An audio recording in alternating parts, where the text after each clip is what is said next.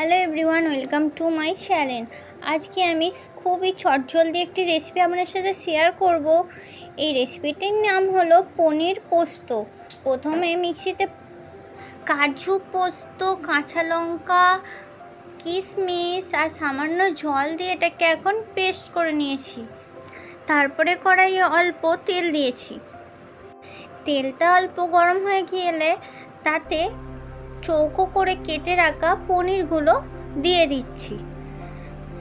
এগুলো একটু golden brown করে ভেজে নিচ্ছি।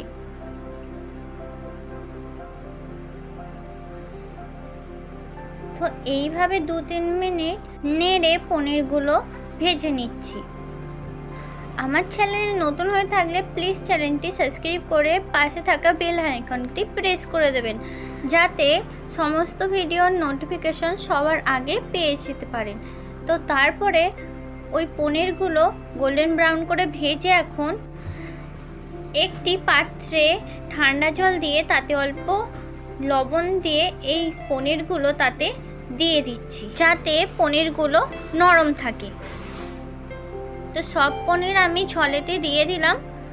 এবারে কড়াই বসিয়ে দিয়েছি, তাতে ঘি দিয়ে দিচ্ছি 2 চামচ। তারপরে গোটা গরম মশলা দিয়ে দিলাম। তো ওটাকে একটু নেড়ে নিলাম। তারপরে দিয়ে দিলাম গোটা পোস্ত। তো পোস্তটা একটুখানি তেলেতে নেড়ে সামান্য ভেজে নিলাম।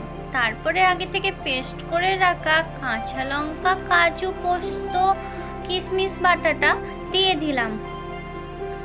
তো এটাকে ভালো করে মিক্স করে দিচ্ছি। তো এইভাবে মশলাটাকে ভালোভাবে কষিয়ে নিতে হবে, যাতে করে টেস্টটা কিন্তু খুবই দুর্দান্ত খেতে লাগবে। তারপরে ওই পেস্টে জল দিয়ে সামান্য দিয়ে দিলাম। তো এইভাবে 5 থেকে 6 মিনিট ভালোভাবে মশলাটাকে কষিয়ে নিতে হবে। তো এই মশলাটা থেকে তেল ছেড়ে দিয়েছে। তো এবারে মশলাটা কিন্তু ভালো রকম রেডি হয়ে গিয়েছে। তো অল্প লবণ দিয়ে দিলাম। এবারে ভেজে রাখা পনিরগুলো জলেতে ভিজিয়ে রেখেছিলাম, সেই পনিরগুলো এখন কড়াইয়ে দিয়ে দিলাম।